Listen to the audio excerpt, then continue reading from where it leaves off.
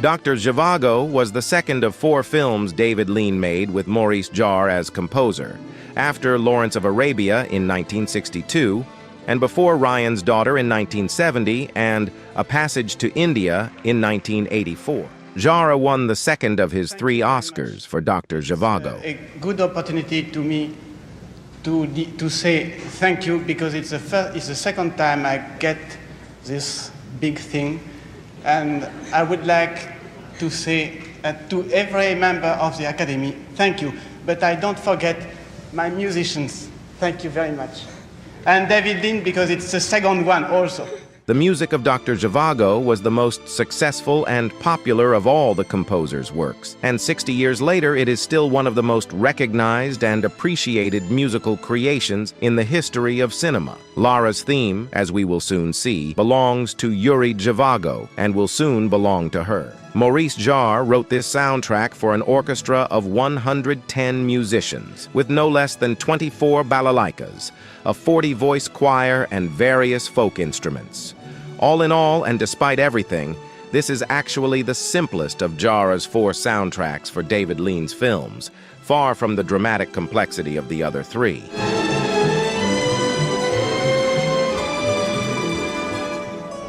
The movie has outstanding themes that became popular even though their presence in the movie is of lesser importance. For example, the magnificent opening theme that begins the movie and places the audience in an epic context and also geographically, in Russia.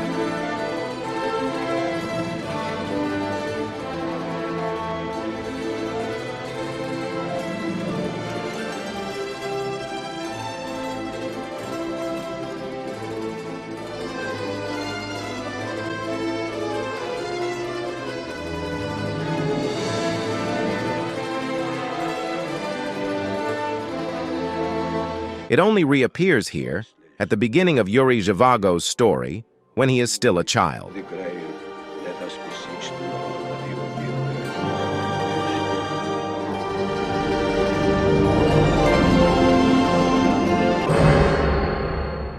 This theme is also famous.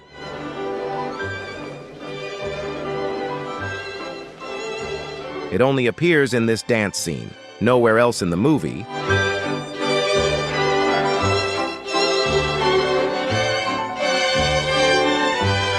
But with it, and with the singing of the Workers' Internationale, David Lean did something very interesting. First, it is the Internationale that enters the aristocrat's salon,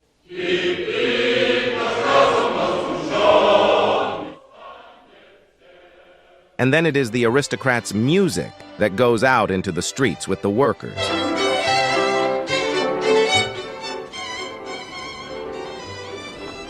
Two worlds so far apart. In addition to this music, the movie has others. This one of tension that accompanies Lara when she is going to attack Viktor Komarovsky. Powerful, dramatic music for the conflict.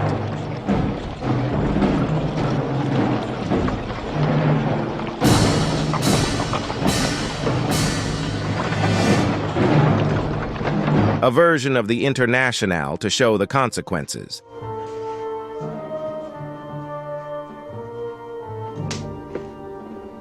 A theme for the family formed by Zhivago and Tanya.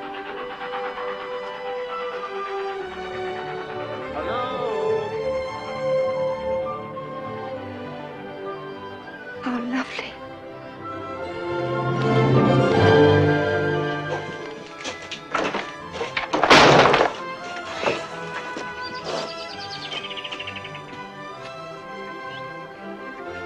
Yes, thank you.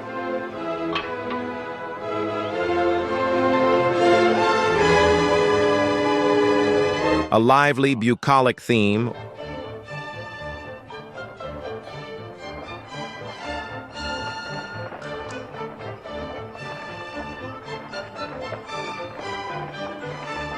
or a serious theme with chorus for the revolutionaries.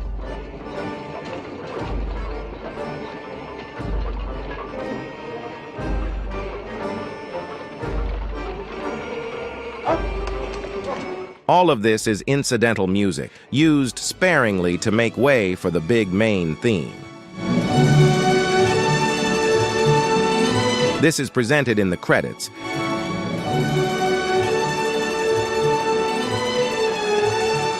And appears in the narration not as a LARA theme, but as a Zhivago theme.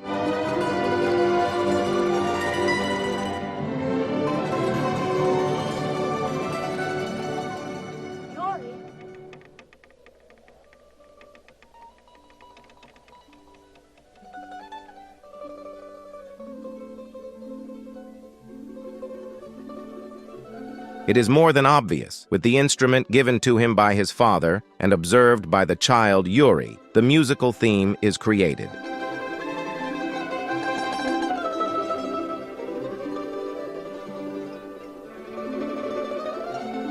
This music reappears in this scene, almost an hour into the movie, with Yuri as an adult.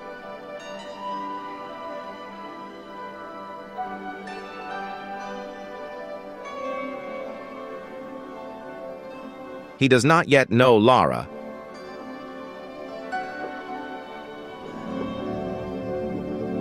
and the music leads Yuri to LARA. And it reappears in their first meeting. Then help me.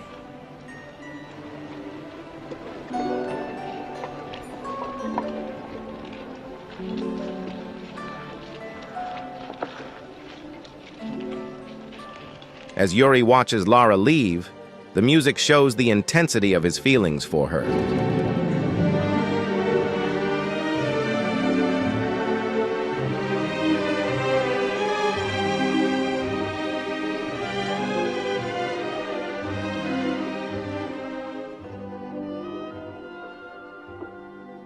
And his emptiness.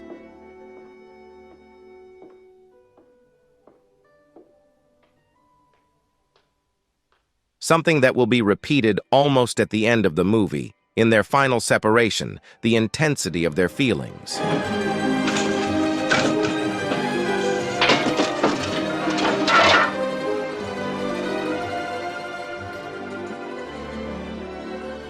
And the emptiness.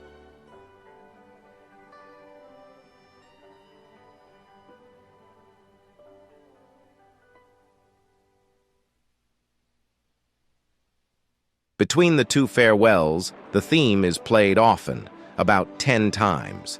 It shows Yuri's inner light and his search for light.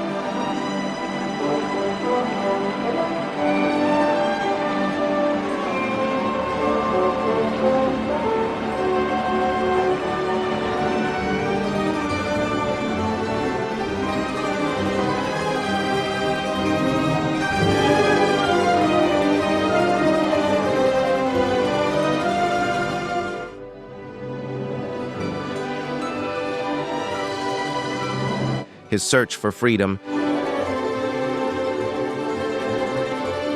and of course his love for LARA.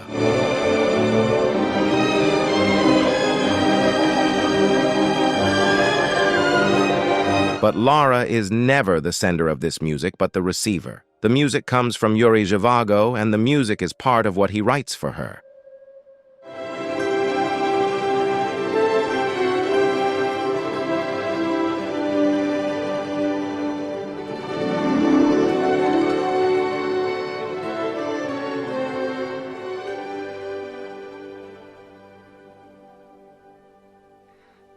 This isn't me, Yuri.